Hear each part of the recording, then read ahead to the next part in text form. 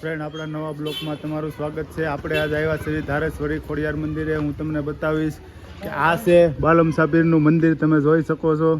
અને એની પાછળ છે ખોડિયાર માતાજીનું મંદિર નહીં પણ મેલડી માતાજીનું મંદિર છે, તમે જોઈ શકો છો. અહીંયા બાજુમાં ધર્મદાસ બાપુ બેઠા છે, તમે જોઈ શકો છો કેવી રીતથી બેઠા છે. એનું અહીંયા ઓલું શું કહેવાય કે ઓલી અહીંયા સમાધિ દીધેલી છે અમારા શ્રી ધર્મદાસ બાપુની. ખોડિયાર માતાજીના મંદિરે તમને દર્શન કરાવવું. ધારેશ્વરી ખોડિયાર મંદિર છે. અહીંયા છોકરાઓ પણ બેઠા છે, 2-3 છોકરાઓ. અહીંયા સાંજે આરતી સમયે બધા આવે છે અહીંયા ખોડિયાર મંદિરે આરતી લેવા. અને આ છે બેલ જાય માં ખોડિયારમાં, તમે જોઈ શકો છો. આ ધારેશ્વરી ખોડિયારમાંનું મંદિર છે. હજી આરતી સમય નથી એટલે મંદિર બંધ રાખવામાં આવ્યું છે.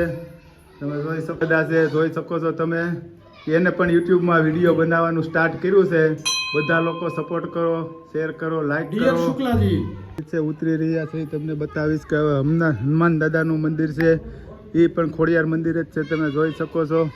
આ હનુમાન દાદાનું મંદિર છે. હું એના દર્શન કરવા જાઉં છું. જય બજરંગબલી. જોઈ લ્યો, આ હનુમાન દાદાનું મંદિર છે. સાક્ષાત હનુમાન દાદા પ્રસંગ થયા છે અહીંયા. થોડું મોસમ પણ બગડ્યું છે, વરસાદ આવે એવું લાગે છે, તમે જોઈ શકો છો. ધારી શહેરમાં વરસાદની એન્ટ્રી થવા જઈ રહી છે, તમે જોઈ શકો છો.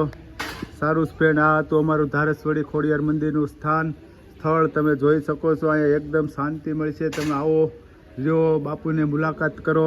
સારું ફ્રેન્ડ, સારું લાગે તો લાઈક ને વિડીયોને શેર કરો, કોમેન્ટ કરો, લાઈક કરો. સારું ફ્રેન્ડ.